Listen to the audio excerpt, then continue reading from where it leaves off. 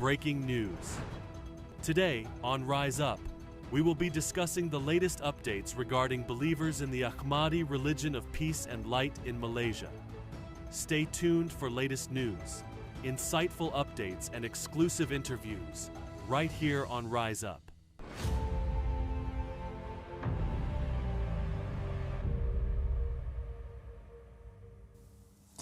Hello and welcome to Rise Up. I'm Alia Halal. Welcome to Rise Up. I'm Irfan Alamgir. And today we have some breaking news. We have discussed this a little bit yesterday as well. Events have been playing out in Malaysia with believers in the Ahmadi religion of peace and light.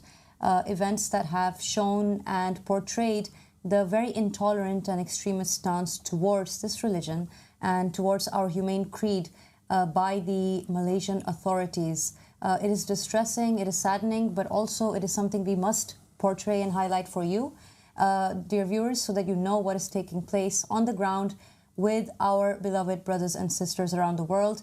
This is not the first time that Malaysia has shown this kind of behavior or this kind of lack of tolerance towards any school of thought other than the one that they decided is the correct one. And it is necessary that we take heed of it. Yes, Ali, absolutely. And the Malaysian authorities are doing no favors to themselves in terms of their international image. They are very quickly becoming an Orwellian state where they are persecuting anybody who is saying anything that contradicts their version of Islam or religion, and to round people up from their homes as they are discussing ideas in the comforts of their homes with their family members and putting them into jail. And this is something that we did indeed touch upon yesterday, and the purpose of this show is to really go into detail and expose how the Malaysian authorities have made a concerted effort on many levels, from their intelligence services, surveillance, propaganda, to really knuckle down these innocent people and put them into these difficult positions. It's really horrendous what we've seen, Alia, and extremely disturbing. So I really look forward to this particular episode because we get the opportunity to show you how a totalitarian state under the government censorship work together to try and blot out the truth and blot out the message of the coming of the Mahdi. And Malaysia is supposed to be known to be a Muslim state, and Sunni Islam is the prevailing religion that is, let's say, authorized, because it looks like that is what they do. They have authorized a certain religious understanding, and we're actually quite excited to be having on the show today as well later on to expand further on that. The Bishop of Malaysia from the Ahmadi religion of peace and light, Brother Kashfullah. Yes. He's going to be coming along with Brother Nasai, who is a member of our Malaysian outreach team. We're going to be going deeper into the story, but before they come on, we're going to just break down quite briefly the situation of what's taking place right now. So we have in Malaysia easily, I think we're numbering now in the hundreds of believers that believe in the riser of the family of Muhammad Abdullah Hashim Abbas Sadiq, hundreds of men and women who have raised their hand and have pledged allegiance to God and God alone. And in doing so, they have established their humane creed, the stance that we hold that humanity comes before religion. They have established that we are a people of peace. We are a people that believe in tolerance. We are a people that believe that all of mankind can live in harmony without stepping on each other's toes or crossing over any boundaries that they shouldn't be crossing over. We are completely and strictly against any illegal activity, any form of crime, any racism, intolerance, hatred, you name it. We're not aligning with any of these negative ideals. And this is seemingly the strange threat that the Malaysian government is feeling towards or because of the religion. And we don't understand why they are being this intolerant, other than the fact that clearly they are forcing their citizens to follow the status quo that they have decided should be the case. And that is why it was in this week, in the last couple of days, that a certain family of Malaysian brothers and sisters that we have in Malaysia were terribly harassed and even raided. And it led to the situation escalating to the point that the father of the family had been taken away by the police and is now been sentenced to a verdict of being in prison for 6 months. Yes. Why, you may ask? After which trial? Well, no trial. And what was his crime? His crime was believing in the Ahmadi religion of peace and light, silently in his own home. Yes. Which completely violates the constitution of Malaysia under Article 7, which states that people have the freedom to practice their religion in any way they see fit. So if that's happening, then this is the first step into that direction of complete intolerance of any other opinion other than what the state propagates. And this really is very, very worrying. And as Alia mentioned, we will have people who have been in the ground in Malaysia who are protesting before this process where the Sharia law police, they have this own arm that operates separately from the judicial system, where they are specialists in highlighting threats to their version of Sunni Islam and persecuting, sometimes brutally, and imprisoning people without a legal process. And this is what we're really against. We're against the convicting of people without any evidence. We're against people's homes being raided, their phones being confiscated and gone through, and merely because they have been on certain websites thrown into jail. This really it's extremely concerning, and it's reached that mainstream level wherein the chief of police in Kuala Lumpur has been giving statements about the Ahmadi religion of peace and light as a threat to Islam. And what are the people calling to? They're calling to the Mahdi, an individual that Islam and Sunni Islam as well accepts as the coming Messiah. So what exactly is their agenda, and who do their loyalties lie to? Is it to the Prophet Muhammad, who promised the coming of the Mahdi as a savior figure? Or is it to the state of Malaysia? Who have they sworn allegiance to? The government who opposes Imam Mahdi, or the Mahdi who the Prophet Muhammad said those who pay allegiance to him are the ones who are going to be on the side of truth and righteousness? Now, we have the story highlighted in our official magazine, the Divine Just State magazine, and you can check it out for yourself on divinejuststate.com. We wanted to read out that article for you and highlight the exact incident of what took place. Let's put it on the screen. Now, going into the article, we find the headline is "Outrage as AROPL member sentenced to 6 months in Malaysian prison." And you can see on the cover, this is the picture of our beloved brother who has been taken, and you can see the quite inhumane and harassing way in which they have him handcuffed, and they are just basically parading him, and we'll be showing that clip later on the show of how they treated him. So it says here, the update is, in a recent wave of media coverage, Malaysian outlets have published numerous articles attacking the Ahmadi religion of peace and light, centering on the arrest of Zulkifl bin Abdul Ghani. The media has portrayed the group as misguided, issuing warnings about its teachings and discouraging public engagement. Yes. The Malaysian media landscape has become increasingly repressive, especially when it comes to religious affairs. The alignment with state-sponsored narratives has led to heightened censorship of non-mainstream religious movements. In a related development, reports have surfaced that the Divine Just State magazine, a publication associated with the Ahmadi religion of peace and light, has been blocked in Malaysia. And it continues into the next update, where it says the Ahmadi religion of peace and light is outraged by the sentencing of one of its followers who was handed a 6-month prison term and fined 4,500 Malaysian ringgits by the Sharia High Court in Negeri Sembilan today. The 60-year-old retired firefighter, he was a firefighter, Zulkifl bin Abdul Ghani, pleaded guilty to 3 charges of allegedly teaching false doctrines during a religious gathering on October the 12th. He was charged for spreading the teachings of the goal of the wise, proclaiming Abdullah Hashim to be the second Mahdi and stating that the Quran had been corrupted. Despite his pleas for leniency due to his age, health conditions, and family responsibilities, the court imposed consecutive sentences, reflecting the seriousness of the accusations, which prosecutors argued could lead to, quote-unquote, apostasy and disbelief. Very dramatic words. The Ahmadi religion of peace and light strongly condemns this verdict, viewing it as an affront to religious freedom and an ongoing pattern of persecution. The community remains committed to defending the rights of its followers and calls for greater protection of their beliefs. Yes, absolutely disgraceful there. Should we move on to the next one? Yes. Yes, let's go to the update. Now, this is from October 23rd. This is a previous update.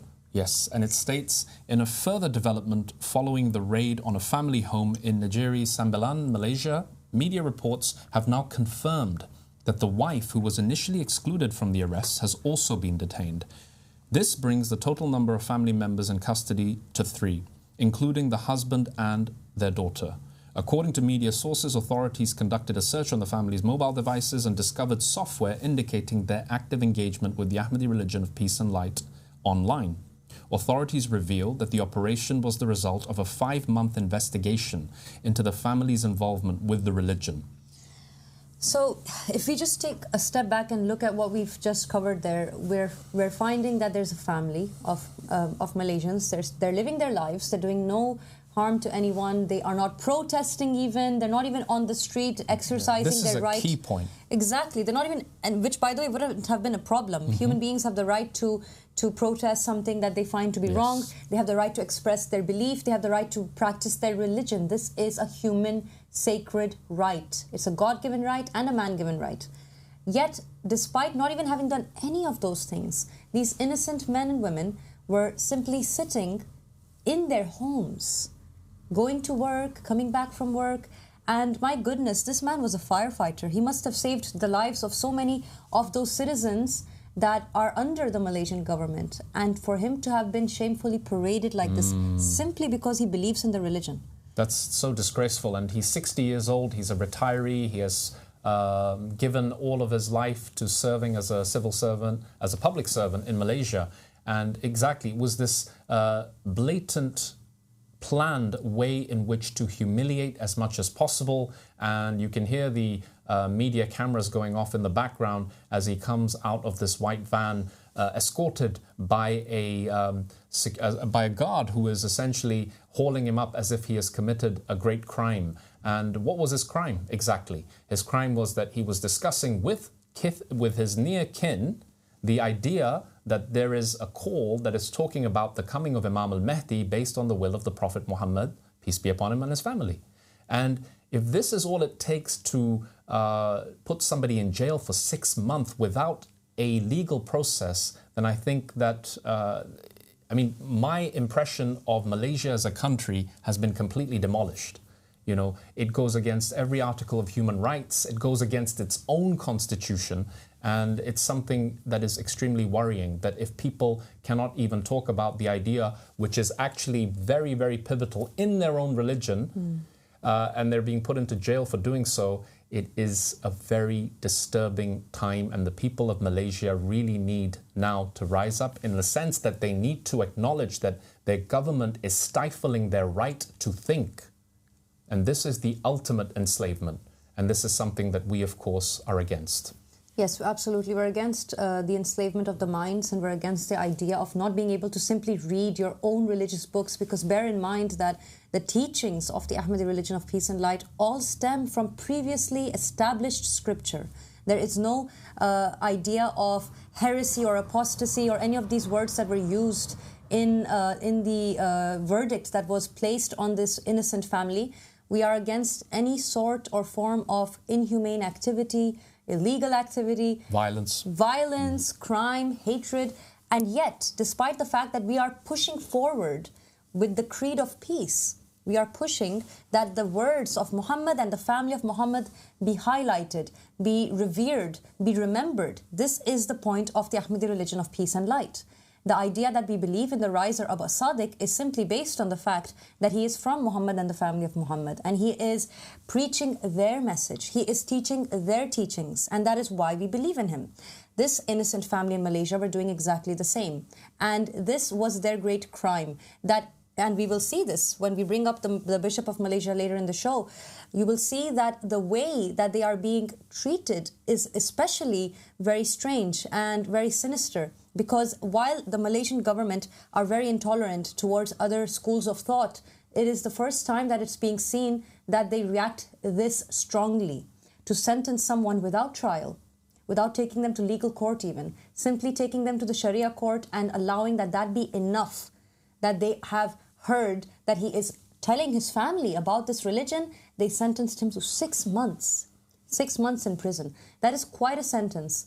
And it is very strange, considering that there is no reason for it. We have a piece actually by Brother James Pollard. He went ahead and highlights the significant aspects of the story. We want to go ahead and check out what James had to say regarding this case of this innocent family in Malaysia. Let's go ahead and play the clip. My name is James, reporting on breaking news of religious persecution of members of the Ahmadi religion of peace and light faith in Malaysia. We are outraged by the sentencing of one of our followers, who was handed a 6-month prison term and fined 4,500 ringgit by the Sharia High Court in Negeri Sembilan today. The 60-year-old Zulkifli Abghani pleaded guilty to 3 charges of allegedly teaching false doctrines during a religious gathering on October the 12th of this year. He was charged for spreading the teachings of the goal of the wise, proclaiming Abdullah Hashim Abu al-Sadiq from him his peace to be the second Mahdi, and stating that the Quran has been corrupted based on clear evidence. Despite his pleas for leniency due to his age, health conditions and family responsibilities, the court has imposed consecutive sentences reflecting the seriousness of the accusations, which prosecutors argued could lead to apostasy and disbelief. Malaysia has a history of draconian laws and practices, declaring nationals born as Sunni Muslims as apostates when they even venture to investigate any other faith in an effort to follow what they believe as truthful in the light of God. Article 11 of the Malay Constitution provides the right to profess and to practice any religion. And as recently as last July, 8 members of AROPL faith who believe inherently that God sent Prophet Muhammad, peace be upon him, as a divine messenger to restore humanity, made a solidarity movement to condemn the persecution of the LGBT community at Sogo in Kuala Lumpur. They displayed placards stating only God has the right to judge, and despite only peacefully declaring human rights to be upheld, they are arrested and charged with civil and religious offences. The news went viral. And since then, the Chief of Police for Kuala Lumpur made a statement about the religion, and it led to a massive government censorship campaign, and the teachings being declared of the Ahmadi religion of peace and light as deviant by the Malay government and religious authorities until today.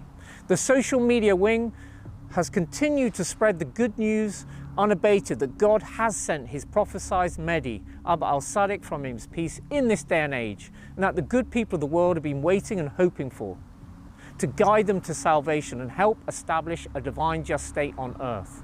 However, on the 23rd of October, AROPL Studios reported in the Divine Just State magazine a developing story with a raid on a family home of members of the faith in Negeri Sembilan. Officers from the Department of the Islamic Religious Affairs, along with local police, conducted a search of a family home following allegations of involvement with the Ahmadi religion of peace and light. According to the media sources, authorities conducted a search of the family's mobile devices and discovered software indicating their active involvement with the Ahmadi religion of peace and light. Authorities revealed the operation was a result of a 5-month investigation and the family's involvement with the religion.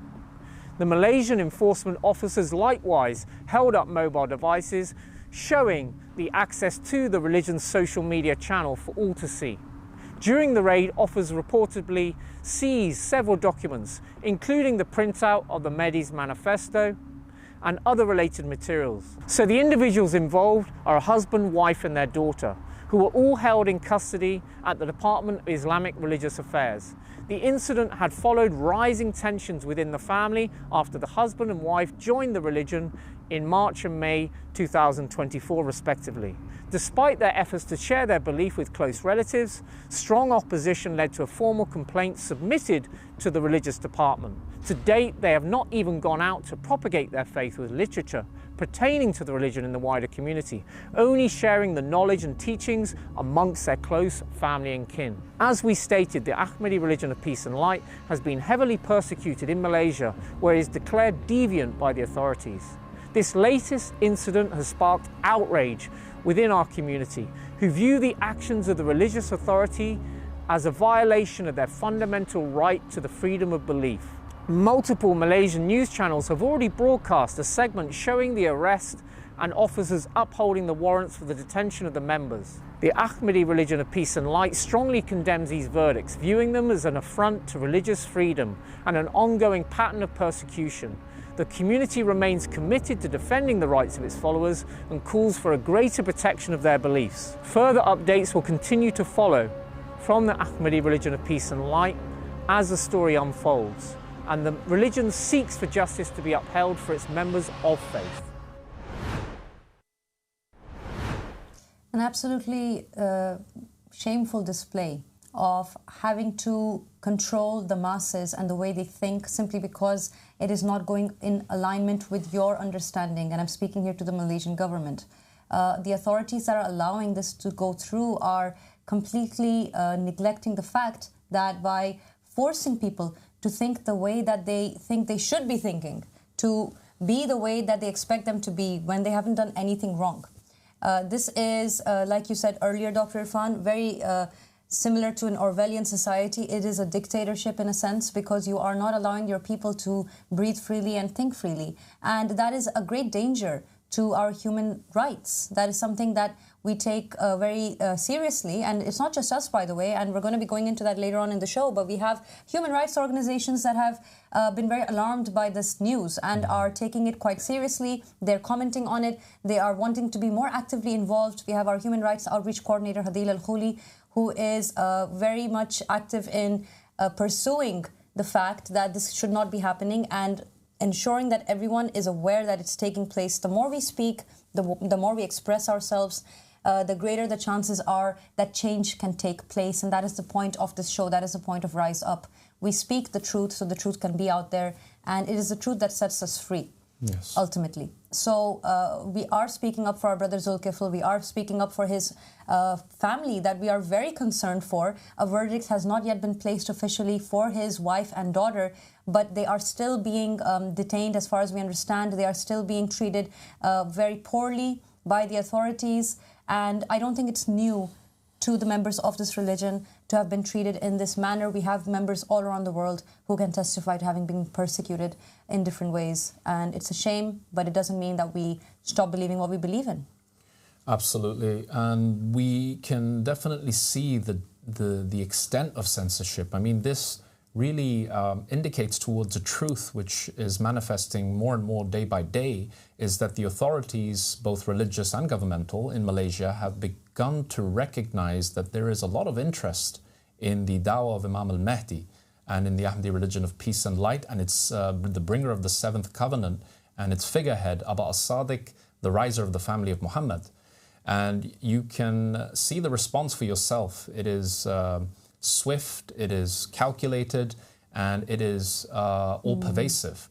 They have not only censored internet websites, social media platforms, there's also been a ban on there's also been book banning. They see and perceive the goal of the wise, the gospel of the riser of the family of Muhammad, the book that he wrote in order to guide mankind and clearly show them how the call of the Mahdi and the divine just state is established. They have censored this book. Not only this, they have also censored the Divine Just State magazine. And this is something that we are very, very against. And this is something that we are raising up our voices against. So we want the people of Malaysia to see the truth for themselves. This call is not going anywhere. And the censorship will only bring more attention to the call. And this is something that no matter how hard they try to extinguish the light of God, they will never be able to succeed. And we can see this happening in Malaysia. They are trying to shame people. They are trying to, instill fear into the hearts and minds of the people, but it will only serve to wake them up. And this is actually serving the purpose of God. There is this very interesting video that we're going to be playing next. And it's fascinating because the video itself has to do with, as you said, Dr. Irfan, they're trying to shame people. They're trying to harass people for believing in something that they haven't allowed them to believe in. And they're attempting to do so. But when you watch the video, there is this fascinating aspect to it. And this is what happens when you're brave and you have courage and you have faith. Brother Zulkifl is seen in that video being handcuffed and paraded through a government building. And while he's walking, you see that despite the harassment he's facing, there is that faith in him that causes him to testify over and over as he's being walked through among the people. He's giving everyone his eye contact, and he is testifying to what he believes to be true. Yes. It is a very inspiring video. We are so honored to know that there are men and women around the world who know that this is a call that is so critical, so necessary to believe in, that it doesn't matter what we go through, we still will hold on to our faith. Let's go and see how our dear brother stood up for what he believed in despite what he was facing.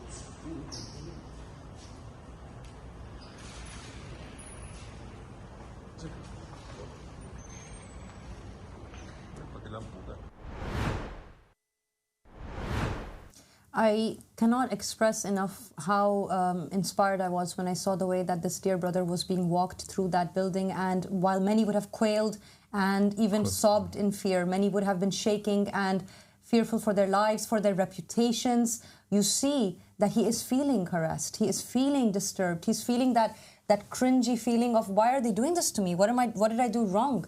And yet, as soon as he walks into the room, this faith fills him. And you see it. You see that transformation. Let's put that image on the screen that shows the exact moment where he picks his finger up. He's picking up his finger, and that is faith under duress. He's standing there surrounded by people who are mocking him with their eyes, who are judging him, who are seeing him as inferior, who are considering him to be an apostate, a heretic, someone so wrong. And yet he stands there, and in the state he's in, he picks up his finger and he is testifying to God. He's testifying to the monotheism of God. He's testifying to the truth of the riser of the family of Muhammad being appointed. He did not feel afraid. That is called faith. That is called courage. Faith. That is courage, and we applaud him, Brother Dhul Kifl. Congratulations to you that in the face of what was attempted in terms of trying to humiliate you and put fear in your heart, you stood up and you wagged that finger in the face of the tyrant, much in the way as the prophets and the messengers did in times gone by, and in the tradition of Lady Zainab, yes, who did this to the tyrant Yazid, who slaughtered the family of Muhammad in his time. And Malaysia really is taking a page out of the Yazidi manual in terms of trying to oppress, suppress the truth. And this is something we are against. And to the people of Malaysia, I think the message is very loud and clear that if they are taking people from their homes for talking about the coming of the Mahdi, wow, then this is a huge red flag. This is a huge chasm in your country that you will fall into if you don't stand up against this taking of basic human liberty. The civil liberties that should be given to you, which is your fundamental human right to practice your religion in the freedom of your own home at least. I mean, even the idea that you should be able to propagate your faith is permissible except in a totalitarian state which controls every aspect of your life. Exactly. And this is something very worrying. And our Malaysian brothers and sisters have recognized this, and they are working night and day to expose the tyranny of their government. Now again, not once have we condoned or asked for the people to become violent and try to destabilize the government. All we're saying is spread the word, the glad tidings that the Mahdi has appeared, and he comes with the promise of a divine just state. To all those who wish to support him, support him. This is all that we've said. And the response from the Malaysian government, really, like I said before, it shows that they are afraid. It shows that the Malaysian people are indeed beginning to respond. And what threatens them more than everything, and this is the most disturbing part, is that giving allegiance to the Mahdi is something they cannot tolerate. It's very odd. What are they so afraid of when this is the exact foundation of Islam itself? The exact foundation of Islam itself is to find the vicegerent of God in your time and pledge your allegiance to God through him. That is the point of Islam, and they have eradicated that point, and they're attempting to get rid of the truth. But how can you hide the light of the sun? You cannot fight the truth. You cannot hide the truth. If you look at this brave man, this old man who has served people all his life as a firefighter, who has given his youth up to serve his fellow man in this world, in this lifetime, and he's standing there after his greatest crime is to share the glad tidings of the appearance of the Mahdi. And despite the duress he's enduring, he's standing there with his finger up, showing the world he doesn't care. The finger of testimony, the finger that pledges allegiance to God, that is what he is raising up in the face of the tyrant, like you put it, Dr. Irfan, and that is exactly what it looks like right there. And I have to say, this is the power of this religion. This is the power that this religion gives the people. It is giving power back to people. It's giving the ability back to the world at large of recognizing that we are a free people who have the right to believe freely. And if the world doesn't allow us to do so, we still will not quail in fear. We will still stand up and raise our hands and pledge our allegiance to God despite the outcome of whatever that might mean. And that is the point of religion. That is the point of faith. That is the point of what a messenger is meant to do. And the Riser Abu Sadiq has succeeded in waking up thousands upon thousands of men and women around the world who are so courageous now because of the teachings of this great messenger of God. And we are so honored and grateful to him for that. It's so baffling to me. We have another segment actually ready for this. It's baffling to me how invested the authorities are in Malaysia to shut down anything to do with this religion, to the point that they are holding press conferences, they are talking to each other about it, they are bringing it up with the Minister of Religion, the Chief of Police is standing there giving sermons and speeches to the people about how they're going to shut down anything to do with the religion. Why? Just because they want to. This is how they seem to function there. Let's go and see what their own media was saying, what their own news had to say about a press conference they held regarding the story. 3 beranak dipercayai pengikut The Ahmadi Religion of Light and Peace atau ajaran The Ahmadi ditahan di kediaman mereka dekat Ampangan di Seremban pada 23 Oktober. Tangkapan kira-kira jam 2 petang itu dilakukan bahagian penguatkuasa Jabatan Hal Ehwal Agama Islam Negeri Sembilan JHEAINS hasil risikan selama 5 bulan terhadap keluarga berkenaan. Ketua Unit Operasi Bahagian Penguatkuasaan JHEAINS Ahmad Zaki Hamzah pada sidang media pada 23 Oktober berkata, hasil risikan mendapati 3 beranak berkenaan sudah berbaiat atau bersyahadah dengan ajaran berkenaan. Beliau berkata tangkapan berkenaan adalah kali pertama di Negeri Sembilan membabitkan ajaran terbabit yang didapati bertentangan dengan hukum syarak. Ahmad Zaki berkata siasatan dijalankan mengikut Seksyen 52 dan 35 Enakmen Jenayah Syariah Negeri Sembilan 1992, pindaan 2019 kerana kesalahan perbuatan dan ajaran salah serta menghasut orang lain melakukan jenayah syariah. Media pada Mei lalu melaporkan mendakwa ketua ajaran sebagai Imam Mahdi sebenar, menolak semua ulama seluruh dunia dan mendakwa semua agama termasuk Islam adalah sesat.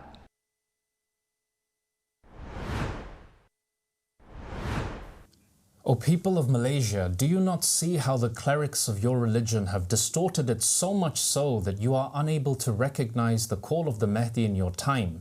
They are parading this news as if it's some kind of great achievement that they have managed to suppress the messenger of Allah when he himself, Muhammad sallallahu alaihi wasallam, when he said that after me will come a man from my family, from my Ahlul Bayt, who will be called the Mahdi. Go to him even if crawling over ice and give him your allegiance. And we are calling people to Hakimiyat Allah, that rulership is for God alone, supremacy is for God, and God is the one who appoints the leader. This is the message we're giving. And the response we're getting is, let's put these people in jail. Let's completely stop the propagation of this idea, and let's do it at the highest level of government. I mean, this is mainstream news. It's like Sky News, BBC News here saying that there is a group of people who are talking about the return of Jesus Christ, and let's put them in jail. Really think about this. Think about this and take some action, because if you don't, soon they'll be coming for you. Anyone who cannot allow you to think about a religious concept that is at the heart of your religion will come for you very soon. They'll come knocking at your door. This is the time to support these innocent people and stand up and rise up for the truth and for justice. Now, we have a lot to unpack when it comes to the story of what is happening to the men and women of Malaysia, to the ones who are waking up to the truth, to the ones who simply want to believe that God has more to give and that there is a vicegerent of God here on earth that we can pledge our allegiance to, a banner that says on it allegiances to God, this belief, this religion, and what it is doing to the people in waking it up. We have a lot to go into that concerning this topic.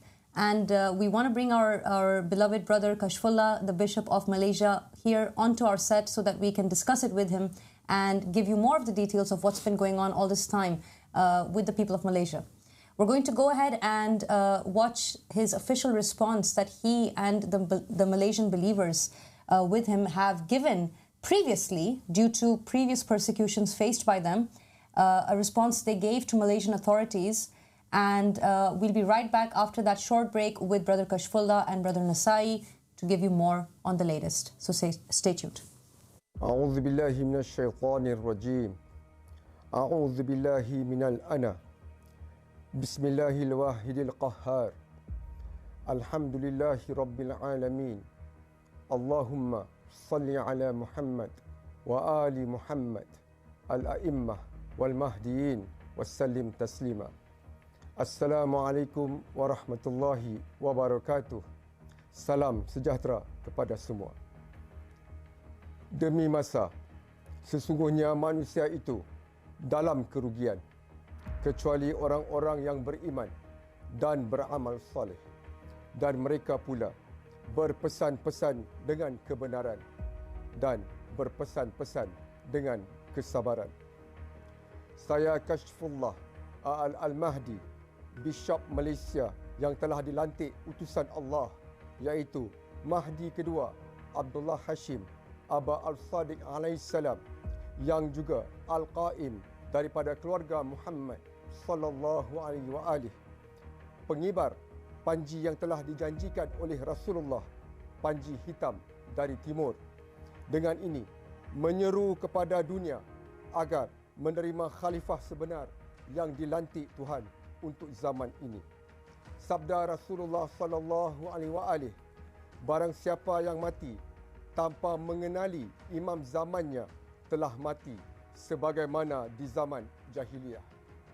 Oleh itu, kami menyeru kepada semua umat manusia agar menyedari bahawa hanya Tuhan sajalah yang berhak melantik pemimpin ke atas manusia, dan bukannya manusia sendiri memilih pemimpin lantikan mereka.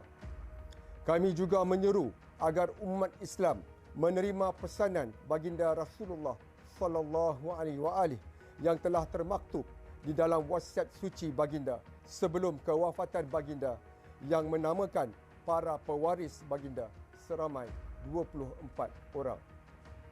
Allah Subhanahu wa taala berfirman, jika kamu mengikuti kebanyakan, yakni majoriti manusia di muka bumi, nescaya mereka akan menyesatkan kamu dari jalan Allah. Maka kami mengutuk sekeras-kerasnya ketuanan manusia, di mana manusia melantik pemimpinnya sendiri yang mengakibatkan kerosakan di muka bumi. Ini juga bertentangan dengan perintah Tuhan seperti yang terdapat di dalam kitab-kitab Taurat, Injil dan Al-Quran. Ketuanan manusia telah menyebabkan banyak kekacauan dan kezaliman yang menghancurkan negara dan dunia. Kami juga mengutuk sekeras-kerasnya sebarang usaha menyekat mesej dan risalah Imam Al-Mahdi, termasuklah Perdana Menteri Malaysia, Menteri Hal Ehwal Agama, di Jabatan Perdana Menteri, Menteri Komunikasi, Mufti-Mufti dan Ustaz-Ustaz. Kerana seruan ini memanggil manusia kepada ketuhanan Allah dengan meletakkan kalimah La ilaha illallah yang bermaksud tiada Tuhan selain Allah pada martabatnya yang sebenar.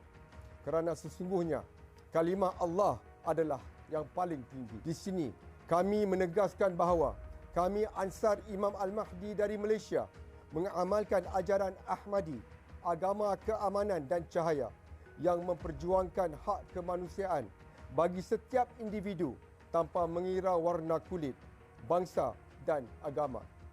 Sekatan ke atas saluran media sosial TikTok, laman web dan video-video di YouTube kami adalah perbuatan yang jauh bertentangan dengan naungan hak kebebasan bersuara yang diperjuangkan oleh kepimpinan kerajaan Malaysia sendiri.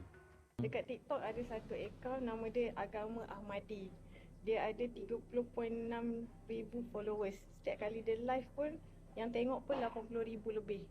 So adakah JAKIM monitor juga pasal benda-benda macam ni dekat social media? Nanti kebetulan saya pun monitor. Saya tengok kat semalam.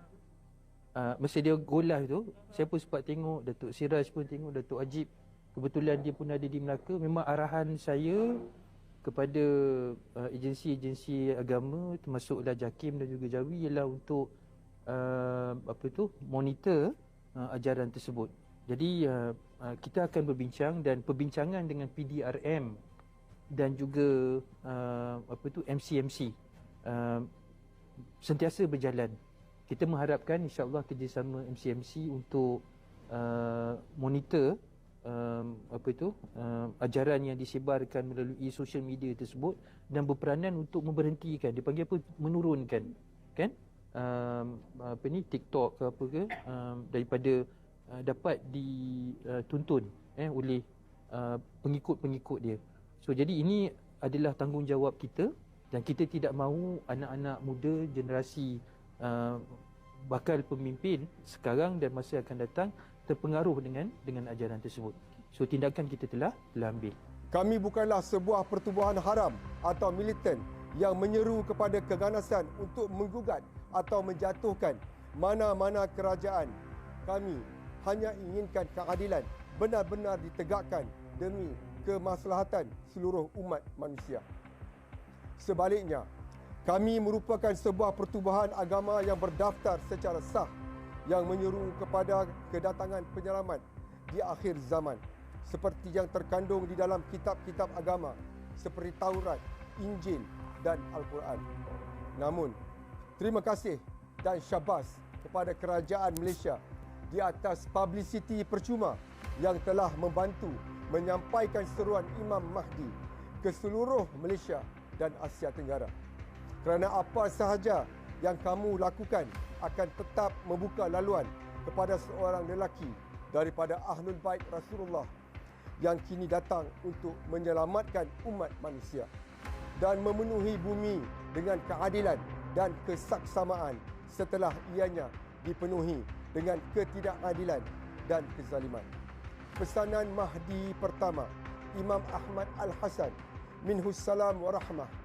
Hal min nasir yansurna. Hal min nasir yansurna.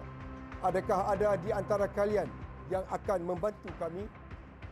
Adakah ada di antara kalian yang akan membantu kami? Wa sallallahu ala Muhammad wa ali Muhammad al-a'immah wal mahdiyin wasallim taslima. Labbaika ya Abu Sadiq. Labbaika ya Abu Sadiq. Labbaika ya Abu Sadiq. Labbaika ya Abu Sadiq.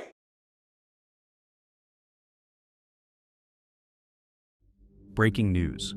In a developing story from Malaysia, officers from the Department of Islamic Religious Affairs, along with local police, conducted a search of a family home following allegations of involvement with the Ahmadi religion of peace and light. The individuals involved are a husband, wife, and their daughter, and the husband was sentenced to 6 months in prison and fined 4,500 Malaysian ringgit. During the raid, officers reportedly seized several documents, including a printout of the Mehdi Manifesto and other related materials. The persecution of the Ahmadi religion of peace and light has been repeatedly denounced by international NGOs, such as Amnesty International, and by the United Nations. The Ahmadi religion of peace and light has been heavily persecuted in Malaysia, where it is declared deviant by authorities. This latest incident has sparked outrage within the human rights community, who view the actions of the religious authorities as a violation of their fundamental right to freedom of belief. The Malaysian news channel, Harian Metro, broadcasted a segment showing arresting officers holding up the warrants for the detention of the members. The Ahmadi religion of peace and light is outraged by the sentencing of one of its followers, and the actions carried out by the government and the Sharia High Court in Malaysia. The Malaysian media landscape has become increasingly repressive, especially when it comes to religious affairs. The alignment with state-sponsored narratives has led to heightened censorship of non-mainstream religious movements.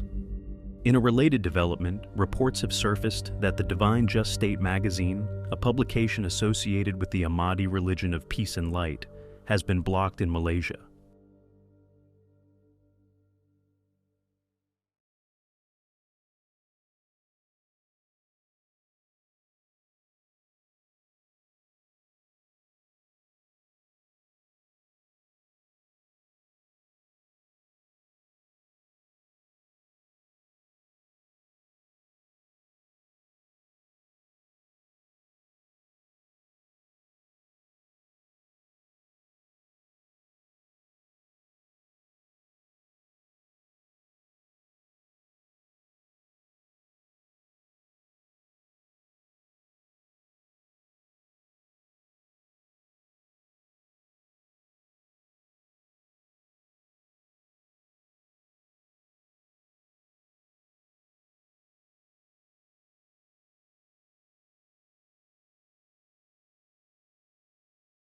Obviously, as the Bishop of Malaysia, you're very in tune with what's happening with our members in the country. We'd love to hear from you a little bit about this very recent event that took place with Brother Zulkifli and his family.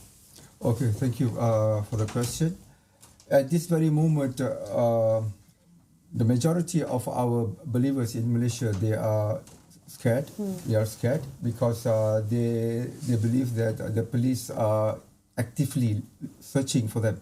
Okay, even though we have all their profiles, their information being discreet from the public, but they do have the fear, especially pertaining the very harsh treatment and also the heavy penalty sentence upon our believer who's been detained and tried yesterday.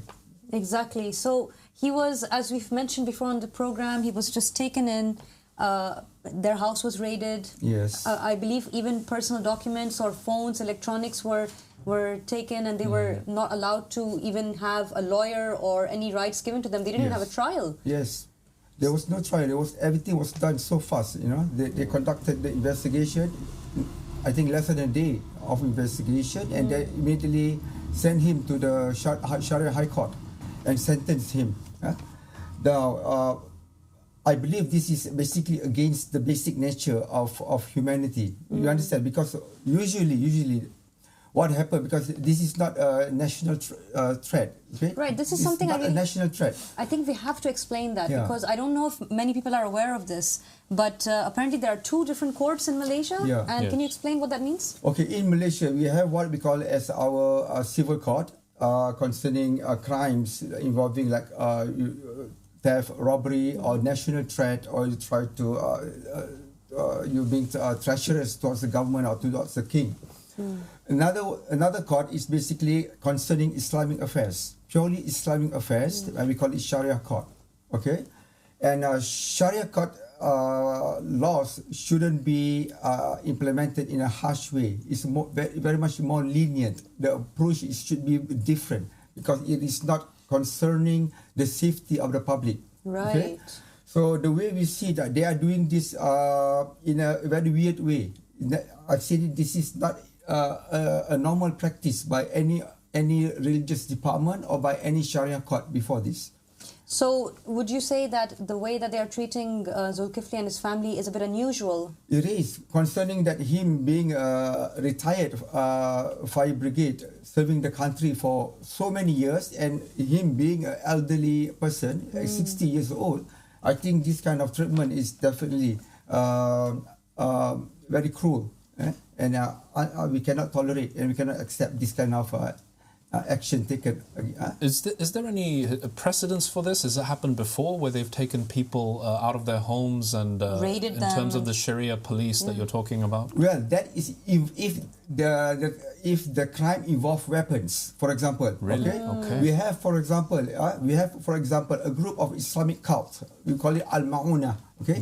Al-Ma'una, they're basically a Muslim group that practice martial art, our traditional martial art, and they went and basically they managed to enter one of the military camp, managed to penetrate to one of the military camp, and they took weapons out from there. Right. This kind of crime is an extreme we can case. accept Right. that they basically raid the houses. Right. We can accept, but not in this case. But how can you compare an old retired 6-year-old firefighter who's sitting at home doing no harm to anyone to an entire group of extremists who are actively trying to harm people? There's no comparison there. Yeah, and clearly he is not propagating his belief in any social media platform. Right. He's not propagating his belief to the public, except to the close one. And I believe this is the sunnah of Prophet Muhammad. Muhammad sallallahu alaihi wasallam, the moment he received the first revelation, and he was informed that he's the prophet, what did he do? He propagated the message, the call, the religion to among his his wife, family, to his family members, to his siblings, and to his relatives. So basically, our brothers here, he is basically following the sunnah of the Prophet.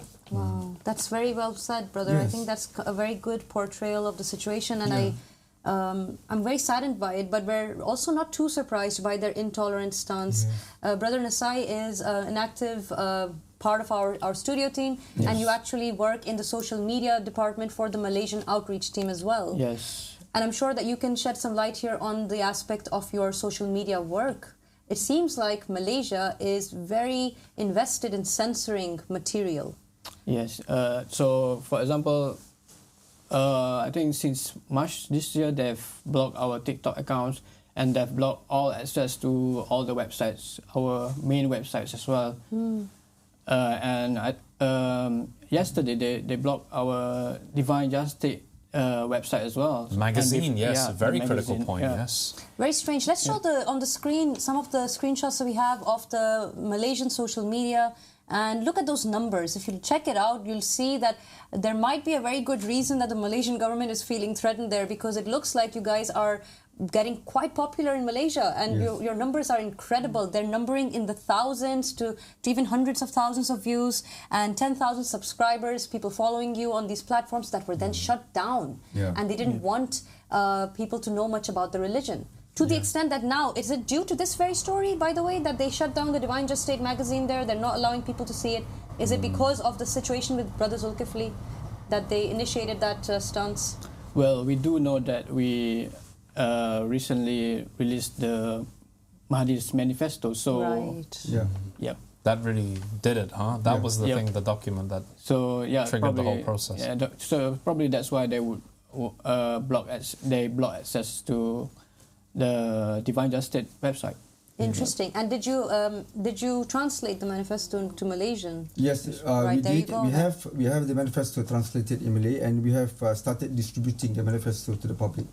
There you go. I guess they and by the way, just so that the viewers are very aware, you can download the manifesto for yourselves from our website, theahmadireligion.org, and you will find that in this very manifesto there is absolutely no indication of any threats to anyone, any violence, any form of inhumane activity, illegal activity at all. You will find that it is a very humane booklet or a blueprint towards living a good, peaceful, humane life. And that is all that it is. Unfortunately, the Malaysian authorities are threatened by that. Yes. So they've blocked the Ahmadi religion website. Yes. They've blocked the divinejuststate.com website. Yes. they've taken off all the different YouTube, TikTok, Malaysian, English, all languages. They blocked all of these websites. Yeah, okay.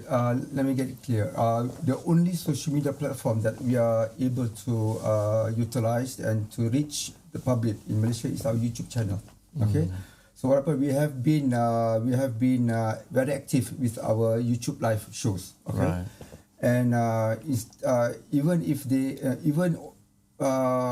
working on a single platform or a single channel, we managed to get the highest number of new pledges. Wow. Every month for 9 consecutive months. Wonderful. This is definitely a surprise to us. Yeah? Yeah, God is really enforcing Yes. you, and it's because of your bravery and your Yeah. sincerity to this call. And look Yeah. at the example of Brother Zulkifli right there. Yeah. And we were talking about this earlier, by the way, on the show. We were realizing and so much in admiration of the fact that he has this brave stance while he was surrounded by those people. He picked up his finger and he pledged allegiance to God again in their faces. Okay, what happened? Beautiful. We had a video call session with him and his family. Tell us about it. It was very interesting. He sounded very knowledgeable. He sounded as a person who did a lot of research in his life, and he realized that the mainstream Islam practiced by the Muslim are totally distorted, and it's not the religion that Prophet Muhammad brought forth. So he did a lot of research, and according to him, early this year he came to know about the Ahmadi religion of peace and light, and he contacted us. We had a discussion, and he watched several of our live shows, and by the end of March this year, he made the pledges.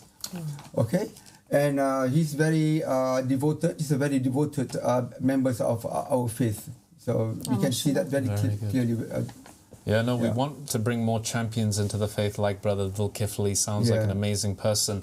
And I think if the next thing the government of Malaysia have to start working on is take down YouTube, the whole website. If they could, they would. Yes. Because they fear it. And I love what you said in your piece there when you stood with all the Malaysian brothers and sisters behind you, that they're actually serving your purpose by committing these atrocities. They are bringing more attention to the call more than ever. And I really pray and hope that you get 100,000 subscribers by the end of this horrific episode that we've seen played out before our eyes. So well done for everything that you've done. Now, Brother Kashf, I did hear a strange report that there were believers in Malaysia who are mentioning that they're being questioned as well, and that it seems like the live streams are being followed by authorities. In fact, the authorities themselves mentioned that they are following and tracking those live streams and keeping an eye, essentially, on what's going on with believers from the religion. Is that correct? Can you shed some light on that? The minister did mention that he did watch our live show. So, How far up the hierarchy does this go? Like, who exactly is, like, in terms of the leaders that are involved here? Because it's governmental as well as religious. Okay. What happened? The statement given, as you mentioned, is the minister, the Minister of Religious Affairs. Okay, he's talking from the federal level. Okay, federal level, and whatever he said must be followed by other states. In Malaysia, the affairs of Islamic affairs are basically managed by each individual states. Okay. But the federal has the power to basically implement certain policy where the other states must abide to. Okay. Right now, for example, one of the states which has a very strong Salafi Wahhabi ideology, they are actually disputing with the federal statement by the minister, saying that they want to pass a bill to standardize the definition of Ahlul Sunnah wal Jama'ah. Interesting. Okay, there's a very heavy dispute between scholars right now in Malaysia. Okay? So this is actually an advantage to us. More and more people are seeing that the Islam that they are practicing are actually breaking down and collapsing in front of their eyes. They themselves are so confused. Their scholars are also disputing. They don't know which sect to follow. Okay, what type of Islam, what type of tenet to follow. So they're coming back to us, and we explain to them, we show them from their own books all the proof, and they were shocked. They even cried. You know, some of them called us and cried. Okay, we have been cheated, we have been lied, we have been swayed away from the truth by the scholars all our life. Wow. So, alhamdulillah, because we presented the proof from their books, the moment they start to investigate, the moment they open their own books and start to counter-check whatever we say, then they realize that we are telling the truth all the while.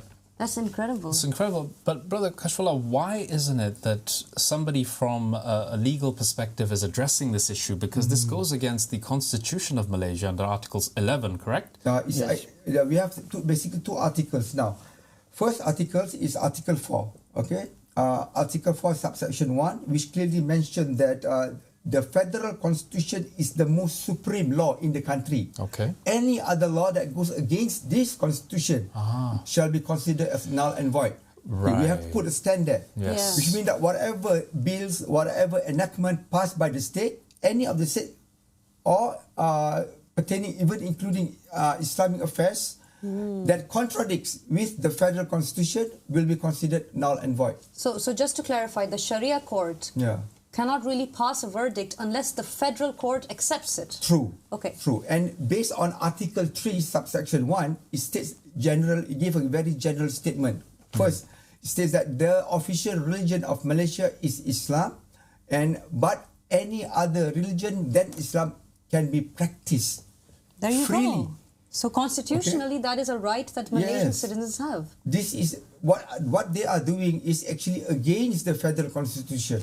Wow, this surprised a lot of people actually. Yeah. This is why I'm really alarmed that there should really be recourse to legal representation in this case, because what they've done is completely, they've broken the law of the land. Yes, this is true. It is a crime protected, defended, safeguarded mainly by the politician, because Malaysia is Malaysia is heavily influenced by religion and politics. Okay, and with being Malay Muslim dominating the Malaysian politics, so religion play a huge part in politics as well to garner support. Right. So because of that, the politicians are closing their eyes to this kind of discrepancies, to this kind of conflict.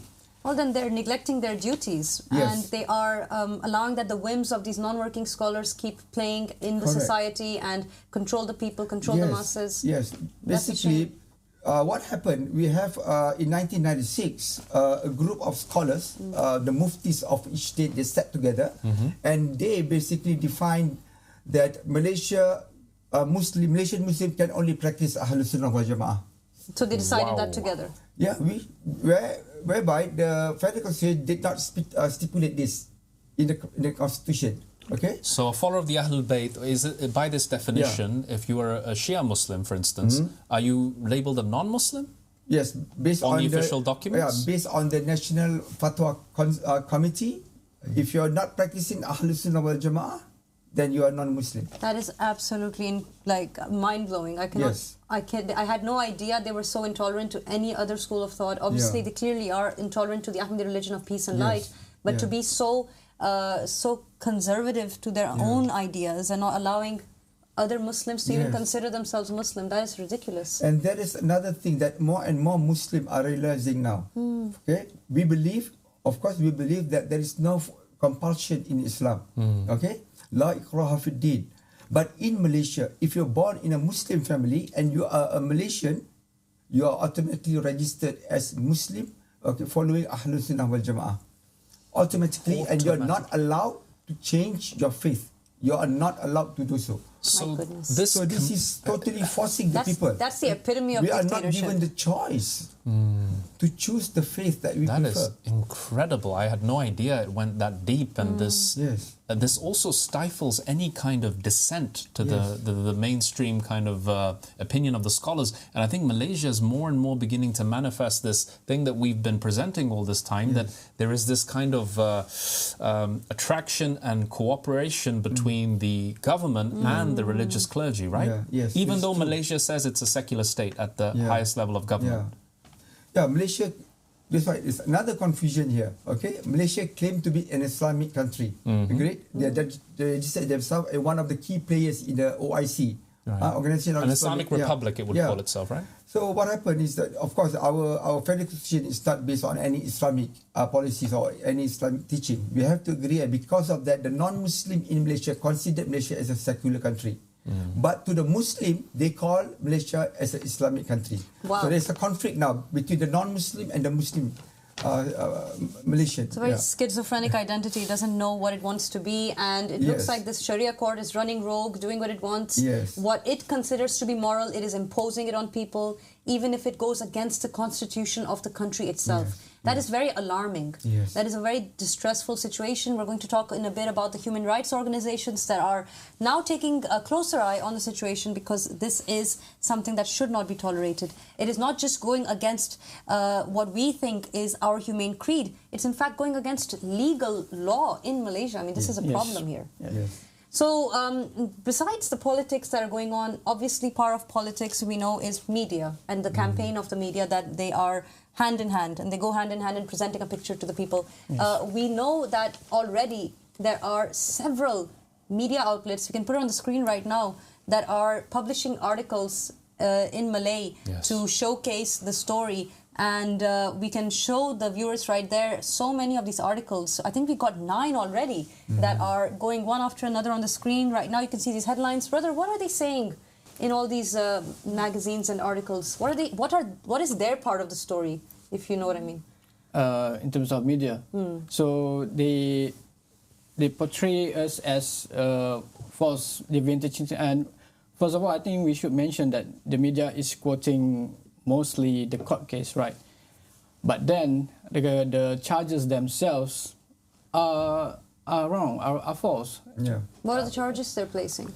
So, for example, the second charge, it says that the man is saying that the Abdullah Hashim Abba Asadi is the third Mahdi. The third Imam Mahdi. So, right, which we're not saying. So the so investigation is completely. So the investigation itself is not right. So they really haven't do it properly. So they haven't even done their research. They haven't even looked into this properly. Or they could be doing it deliberately in order to confuse the people and undermine their confidence in the dawah. And paint a very bad image on us, especially the third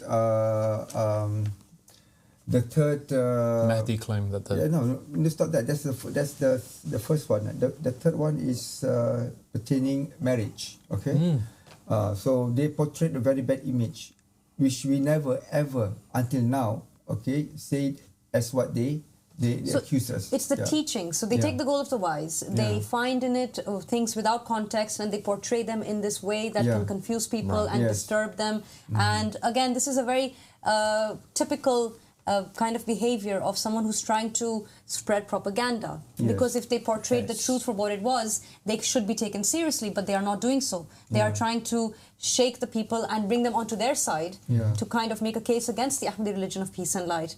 And we assure our viewers, anyone out there, if they want to, we are a very transparent people, and our religion is out there for the world to see. If you want to research it, to know more about it, download our documents, our books, our PDFs.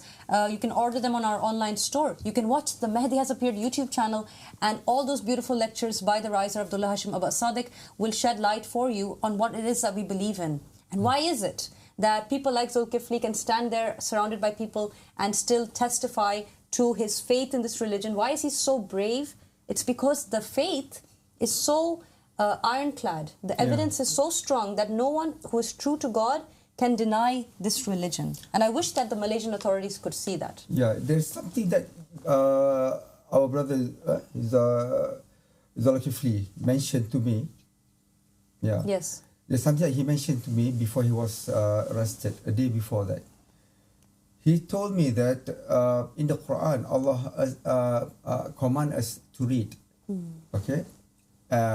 His understanding is that by this command, Allah is commanding human to do investigation, to investigate. Exactly. Because this is the argument that he gave to his fellow siblings when they told him that you should not study on your own. If you want to know about Islam, about religion, you should learn from the scholars.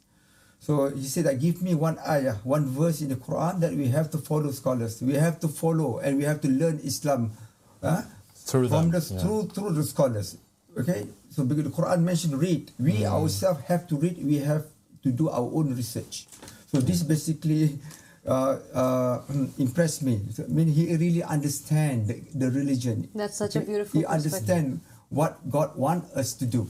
Okay? Exactly. Independent thought and research is what the religion calls to, and that's what Imam Ahmad Hassan Islam calls to. I just wanted to get an idea and gauge how widespread this media effort is against the dawah. Now, we have here in the UK, for example, we have local news media, we have local magazines and papers, and we have national papers and national channels. How far has the media in Malaysia taken it in terms of distorting the truth of the dawah of the Mahdi? Okay, first of all, Malaysia is not practicing free media policy. Okay, they have laws. In fact, they are going to tighten. They are going to make it more strict right now. Whereby they have already suggested to pass a bill whereby all the media practitioner, even in social media practitioner should register and should get license from the government. Okay, without this license, they cannot practice anything relating to media, broadcasting, etc., etc. So they are controlling. Malaysian government is controlling the media, especially because of political reason. The opposition party are taking advantage of the loopholes in our policy to attack the government. So the government is taking stern action right now to safeguard their position and to counter whatever attack coming towards them, both politically and also religiously. What a ridiculous situation. All these political parties fighting and vying with one another for more power and more control. And in the midst of it, in the middle of it, you find all these innocent men and women getting hurt, getting oppressed and harassed and abused, and their human rights taken away because of people on powerful seats who want to keep hold of them, censoring everything. Ridiculous. Very, very shameful behavior. And we're seeing that people like Zulkifli, who served his fellow Malaysian brothers and sisters, he as well is being treated that way. And I honestly think that's a disgrace. And speaking of which, we know that this was, like you said, this was a verdict given by the Sharia court. And there was a judge. We actually know exactly who that judge was. We can show our viewers who the judge was next. He is... you know his name, I think, brother? Zulfikri. Right. Zulfikri bin Yaswa. Right. And this guy, this judge, this individual decided without trial to prosecute this innocent man. So, I mean, is this normal there, where a judge can just sit there in a court and say, okay, I decide that he has 6 months by myself without having talked to anyone or gone through a trial? Is this normal? Is this how it works? First of all, we can see that this is a young judge. He looks very young. He does look very young. I mean, if we see him on the screen, he's quite a young man. He's a young man, and I wouldn't excuse the possibility that he has been pressured. He was being pressured to give a very harsh sentence on this guy. Okay. Because what I see is Malaysia right now, because of religion, there's actually a struggle between the opposition party and also the ruling party. Anwar Ibrahim is trying to show that he is more Islamic than the opposition. Because opposition party is now led by the Islamic Party of Malaysia, Malaysian Islamic Party. Okay. So we can see that this kind of stern action against so-called what they accuse as deviant teaching, etc., has been impacted or influenced by the politicians, especially the ruling party.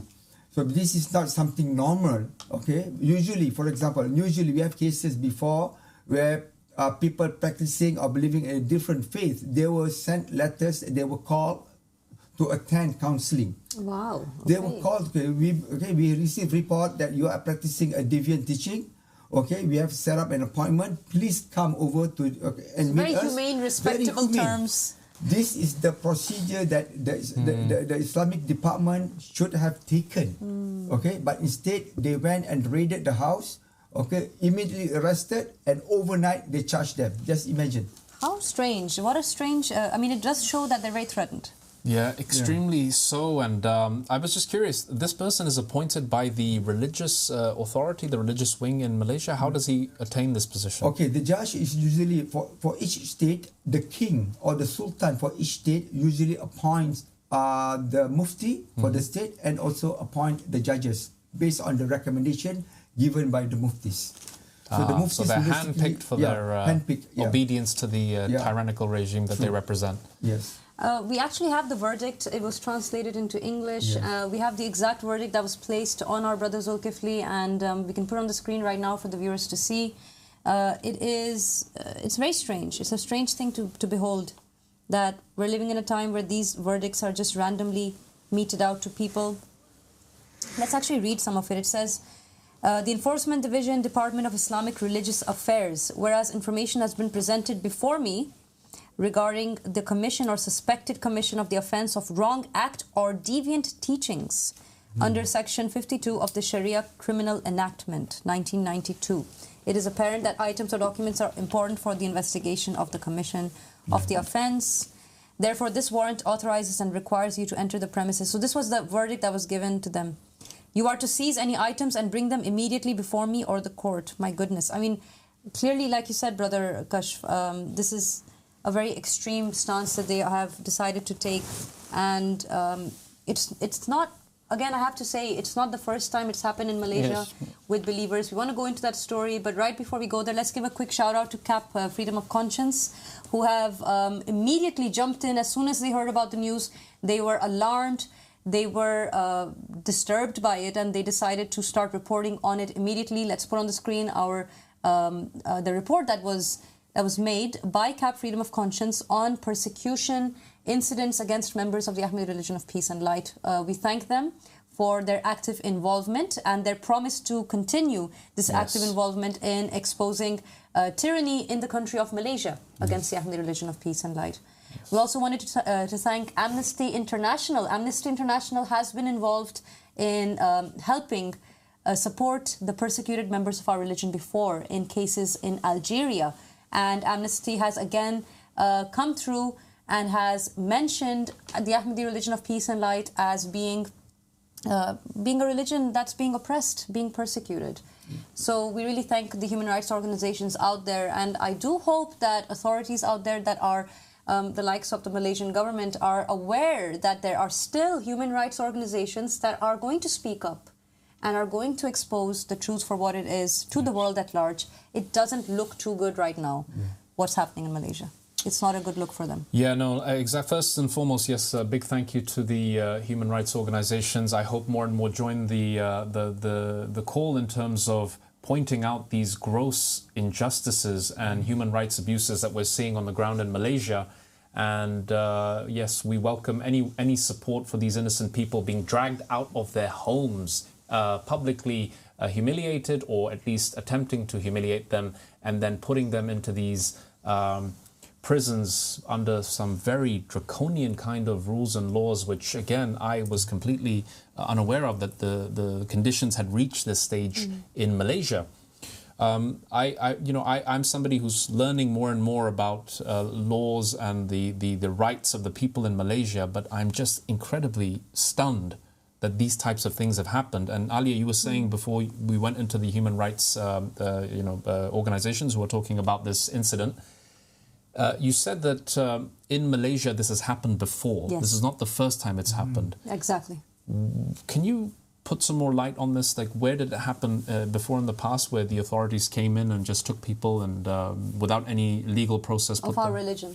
Okay, about our religion, I think we had an incident last year where our brother here, Nasai, participated. He was there, so I think the best person to... We'd love to hear from you, Brother Nasai, about that. So you mentioned draconian just now, and when Alia was reading, when Alia was reading just now, I remembered that in the law itself, it's so draconian, it's so iron-fisted that even possessing all these materials is a Sharia crime. So, for example, if you possess, even in your phone, the Mahdi's manifesto, is a crime. If you possess, for example, the Bhagavad Gita in your home, it's a crime. It's a Sharia crime.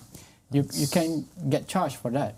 So you can't possess the Gita, you can't possess the Bible, I assume? No, you can't read the Torah? You can't possess any of these materials, even online, even on PDF, even, it's an evidence. It will be brought against you in court. No, and it's a crime. Yeah, that is a very disturbing reality, and I'm so glad that in terms of knowing our human rights, we have been taught by the Riser of Sadiq that it shouldn't be like this, that the world should not look like this. That people have the right to read and research. In fact, they're commanded in the Quran to do so. Right? Yeah. When news reaches you, investigate. Yeah. Yes. This is a Quranic injunction. Yeah. Yes. And I would like to just now, Kashfullah, talk about freedom of media in Malaysia. So every 5 years, we're going to have elections every 5 years, right? So every 5 years, all the politicians would promise more freedom of media, more freedom of media. And every time they would come into power, it's the opposite. They would even tighten the laws for media. Yeah. Yeah, and pertaining the question about the incident that took place last year, I think maybe. Yes, let's go to that incident. Yeah. So we were protesting for human rights. I mean, against these discriminatory laws against LGBT people in Malaysia, which we know. I mean, and which was mentioned recently, even in Malaysia itself, that it's not in Islamic law. It was British law, colonial law, like 100 years ago, that's never been reviewed or anything, and it is portrayed as an Islamic law. So it is very discriminatory. It is very heavy, all the penalties that were listed in there, and it shouldn't be considered a crime. I mean, I can imagine if you can't even have a Bible in your house, then imagine having a different orientation. The persecution against these people must be very severe. Yes, and if they are caught, it's going to be very severe on them. And I believe that even took place, didn't it? Yeah, it was did. The reason that you were fired up to protest, because you'd had enough of seeing so much persecution being meted out to people who are simply citizens of the country with a different lifestyle in mind, whatever it might be. As long as they're not harming anyone, they shouldn't be given such severe capital punishment frequently and so liberally, which is what was the case, and the right? incident was involving 2 women, right? And they were taken out. I mean, they were dragged by a mob. Wow. They were dragged by a mob because lynched by a mob. Yep. Right. Before the authorities took over. So So you decided when you heard about that this is unjust, it's inhumane, and you should exercise your right to protest on the streets because no one should be treated that way. It's not even a respectable way to treat a criminal who's actually committed a crime, let alone 2 people who are living their lives the way they see that they should. So you went out and you protested. You and how many people were there? There were 8 of us. There were 8 of us, and we protested, and the police arrested us, detained us. They did, huh? Yep, and investigated, and for right now, the investigation is actually still ongoing. Wow. On the ground over there. That's really sad. I really feel so saddened by hearing that. It is very sad, and it's very disgraceful that somebody who is standing up for the human rights of another individual and calling for a due legal process then suddenly comes under the scanner and then becomes the target themselves, right? And we are actively encouraging the people of Malaysia to stand up in this against this tyrannical way of dealing with people, where without a legal process they're dragged from their homes and put into prison. Actually, it was the members of the Ahmadi religion of peace and light, people like Brother Nasai, who stood up for the rights of another human being and were themselves jailed. And this is even more terrifying prospect, I think, of things to come in Malaysia, with you saying that with every 5-year election cycle, the law is becoming more and more draconian, more and more backward, and more severe and harsh, and anti-human rights. Yes.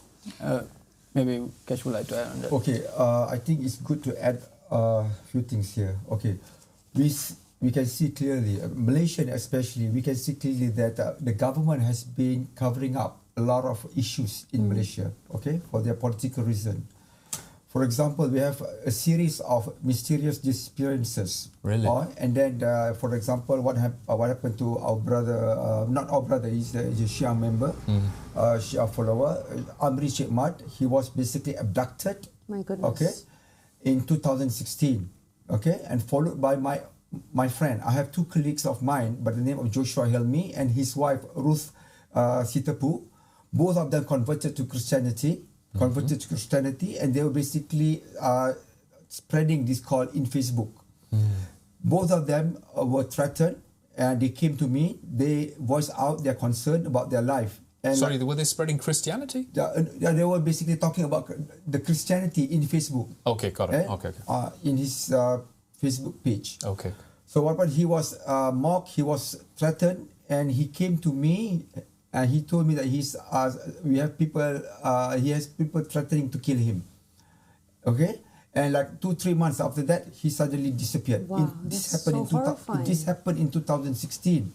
Now another person is and he's still nobody's found any missing trace of him until now. Both of them, and plus Amri Chikmat, the Shia member. Okay. Now we have the following year, 2017. We have a Christian pastor by the name of Raymond Koh. He was abducted by a group of policemen, so-called policemen, a military-style operation, wearing masks. Okay, he was stopped on the street, and we have CC camera capturing the footage of what happened, and he went missing until today. Okay, that's very disturbing. Yes. So what happened? The family, the victims of abduction, the victims of this misfortune, filed complaints to the police, and the government tried to cover up. They tried to cover up. There was no conclusion. There was no verdict. There was no proper investigation report issued by the government first. So what happened? They went to Human Rights Council of Malaysia, Commissioner of Malaysia. They filed the report there. So the Human Rights Commissioner of Malaysia, initiated what we call as public inquiry investigation upon these cases, and they concluded based on the official report that these victims are basically victims of enforced disappearance. They were abducted by government officials. They were abducted by the police, special branch, special task force. Special task force that's going out there to take innocent Christians out of their homes and make them disappear. True. I really wonder, is Malaysia not very busy? Is the government not busy taking care of the poor and the homeless and the illiterate? Are they not concerned more with actual problems on the ground, actual social issues? Yeah, they will touch on poverty, they will touch on homeless when they see it's required to do so. When nearing election or during the election campaign, they will basically focus on this issue. Okay, social issues, etc., will be highly focused during election. I mean, I would really honestly want to suggest that they take out a special task force and make sure that no one sleeps hungry that night. Yes. Instead of taking out special task forces to just randomly select people that are not agreeing with their belief in the religion and take them away. It really is a crying shame. And I think that hopefully, due to the story of Brother Zulkifli and his bravery and the bravery of his family, who are also believers, because of their brave stance, they will be able to let's say, shine a torch on a situation that is very dire. It looks like Malaysia is slowly becoming an Orwellian society. It already seems to have done so. And we need to now take heed of that. We need people to start speaking out about it. We need the involvement of human rights organizations, of NGOs. We've already seen when members of this religion in the Middle East were being persecuted terribly. Yes. They were being harassed. They were being prosecuted, persecuted, abused. And we had over 25 human rights organizations that stood up in unison and spoke out for the sake of those people. And I'm hoping that we're going to see that that change that happened for those innocent men, women, and children, we're going to see some changes happening in this part of the world as well, very hopefully. We definitely hope for the best, and for Brother Zulkifli and his likes, those who have been around in Malaysia and seen these Christians being abducted and then go missing and then still be missing, and no one can do anything about it. And the government itself is unwilling to investigate the matter. This is a very chilling reality on the ground. I had a question for you. Now, if this reached national news, is that correct in terms of Brother Zulkifli? Yes, it is just national news. It's all over the social media now, right now. Yeah. So now it's been a couple of days since the incident. What is public opinion on the ground in terms of the Malaysians on the ground? What is their reaction to this incident? Okay, the majority of Muslims, sadly, they basically agree with the verdict made against Brother Zulkifli because they are worried. Actually, they are worried. They see us as a threat to their belief, serious threat to their belief. For example, even they basically agree if someone is being murdered. For example, in the year 2000, we have a murder scene happening on broad daylight. In a busy street in the northern part of Malaysia, where a doctor by the name of Joe Fernandez, he was an ex-state assemblyman, ex-state assemblyman, practicing his medical skills. He was shot on broad daylight, point blank, by two motorcyclists, and he was left there to bleed and die. No investigation has been done until today. Nothing. And what is the reason? Government. Why is because the government he was so... accused of spreading Christianity to the Malay youth. He was accused. So we have a group, vigilantes group in Malaysia, which we worry right now will basically take action on our believers on the ground. Government. Okay.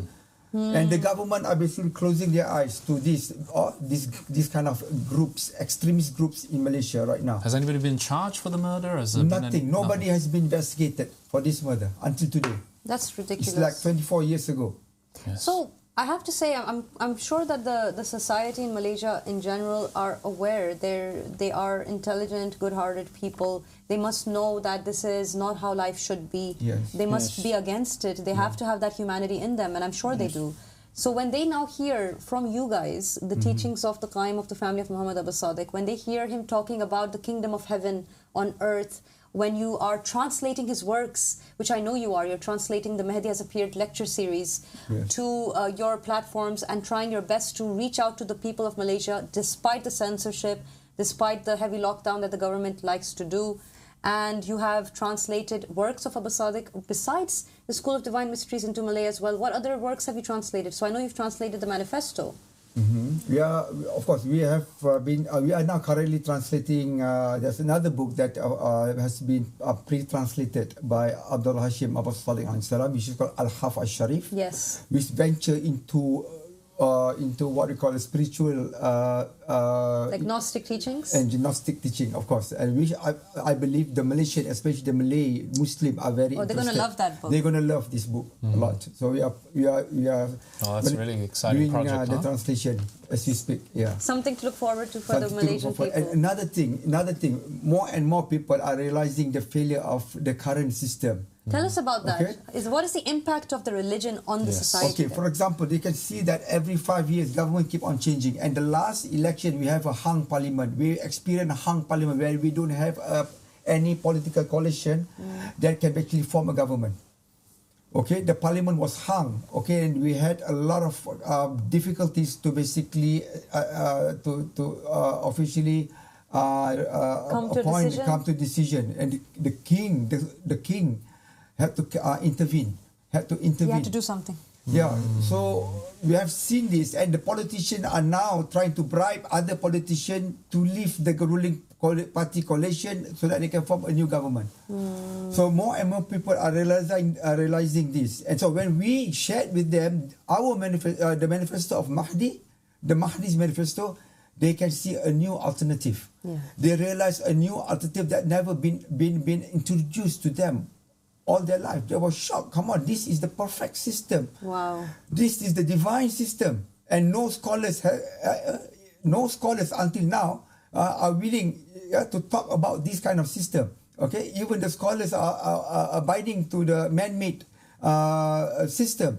So, Alhamdulillah, we are making a very huge impact on especially the Muslim society, and we are starting to get viewers from non-Muslim society.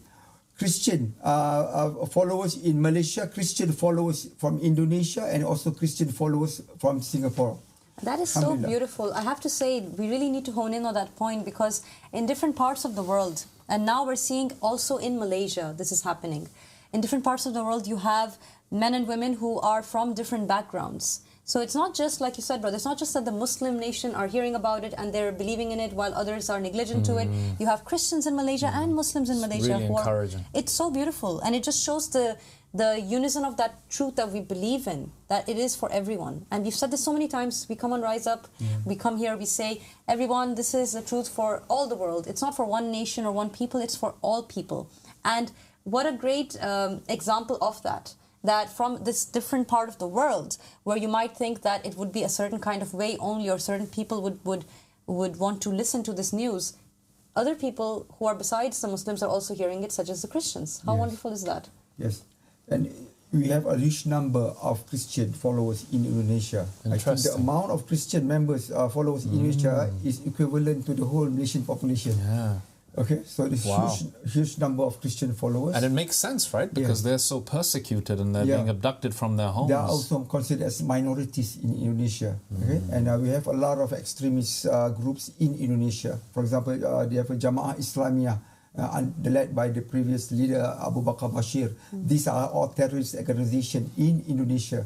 And we should also impose pressure on the minorities in Indonesia. Which again, we do want to add that we are completely against and do not condone any form of illegal activity that's against any state whatsoever. But it's unfortunate that we are finding that, and this is something that we do see, our members are persecuted sometimes not just by authorities, but also by these little groups of extremists that are very anti-peace or anti-humanity. And it's a shame that we have to face this kind of treatment, not just from extremists, but authorities as well, who are meant to be against the extremists or protecting their people from extremism. But they're failing to do so because they themselves are so extremist. Right, exactly. And, I'm really this is really interests me, this idea that those for whom the Mahdi's manifesto was written, and I'm also interested to hear about, the traction on the Mahdi's manifesto, because it seems to have started this domino effect, hasn't it? Yes. And it is actually dedicated to the poor and the orphan and the widow and the oppressed. And these are the people who are now finding an interest, and they're coming to the call through this channel, aren't they? The majority of the people that you mentioned are coming from these small oppressed minority groups within Malaysia and the Far East in general. Yes. So the Malaysian society now, especially those who have been sidelined by the government, okay, those who have been sidelined by the government now realize that there is a light at the end of the tunnel. They can see that there is hope right now, instead of relying on the current system, okay, relying on the politician, relying on their scholars that they put their trust all these years. Now they see there is a light at the end of the tunnel, where they can, and then they are now contacting us, okay, especially, for example, we have single mothers, okay, who be left behind, and there's no one to support this kind of members of the society. They start to study, to listen to our lectures, which is good. This is very, very good, especially those who are starting to disbelieve in the political system in Malaysia right now. They left. They are no longer trusting even the Islamic political system offered by the Islamic Party, okay, because there are so many corruptions done by the scholars. We have now cases of Islamic scholars committing crimes, okay, sexual crimes against, not just that, they are also conducting pedophilia against on children in Islamic schools. That's terrible. The numbers are now increasing day by day. Is this reaching the mainstream news? Yes, it is. Yes, okay. We have parents now worrying to send their kids to study in the Islamic religious school because there are numbers of cases where the Islamic teachers are doing this to the student. That is so abhorrent. So this is alarming, and this is starting to open up the eyes and to change the view of the public, especially Muslim society, towards the religious scholars, which is actually is a blessing. Yeah. So I imagine that the scholars are worried, and you can confirm this for me if it's true. It looks like they are trying to stop people from researching, because they know that the minute they do start researching, they'll see that they are building castles on the sand, which are going to collapse very quickly. Yes. The religion has no backing that they are trying to enforce on the people. Yes, true. It is true, and they have been silent. A few months ago, we presented 1.5 hour show, evidence that, for example, the Kaaba in Saudi Arabia is fake. We prove okay, based on historical evidence, based on scientific evidence, etc., etc.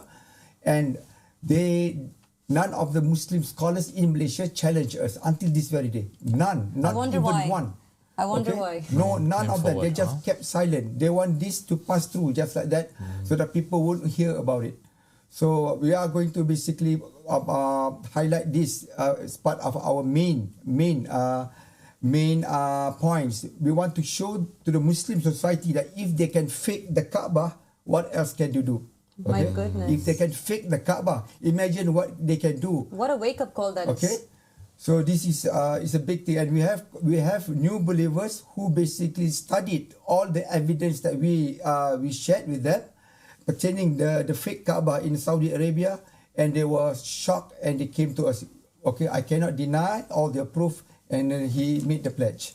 SubhanAllah. I mean, this, again, viewers, if you're wondering what is this great truth they're talking about, what Kaaba and how is it fake, go ahead and check out the Mahdi Has Appeared YouTube channel. Check out the words from the riser of the family of Muhammad, Abdullah Hashim Abba Sadiq, for yourselves and look into the matter. Because, and this is the great thing, this is the great thing about freedom of expression and about freedom of religion. It is that the more that the people are censored, the more that the authorities are trying to silence their people, the more the truth seems to emerge. The more the light of the sun gets stronger. And you tell the world here for us, because we know this is happening, we work with you, but we wanted you to testify to this. The more the Malaysian government was censoring you guys and the truth of the riser Abba Sadiq, what happened to the numbers of believers there? What happened with the people in Malaysia? How much did they suddenly respond to the truth? Yeah, you went the other way around. The numbers increase. The number increased, and really a lot. You know, I can't say the numbers obviously, but yeah, it backfired them basically. It really backfired. I mean, I remember we were amazed, and we also showed the viewers here your response that you made to the Minister of Religion and to these authorities that had been harassing you a lot after the protest that you and your 8 brothers made on the streets. They are so against protesting. They're so against freedom of expression. When you did that, they were super threatened.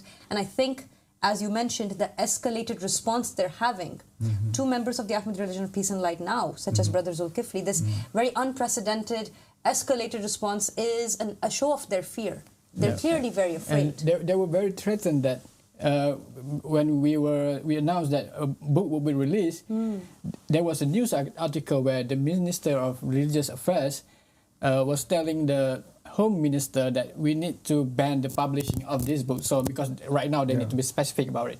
So so the minister specifically mentioned, just because you announced there will be a new book coming out? Yes. Wow. The minister specifically mentioned the goal of the wise. So he said to everyone, don't read the Goal of the Wise, which I bet made a lot of people read the Goal of the Wise. Am I wrong? He requested the Ministry of Home Affairs to basically ban the book and make it illegal for anyone to have possession. We're very grateful for that. Hard copy and soft copy of the book. Free publicity. Yes. Isn't that what it is? It's free publicity, and clearly the numbers are in the hundreds. We can't give an exact number because of security reasons, obviously, but the number of believers in Malaysia is incredible.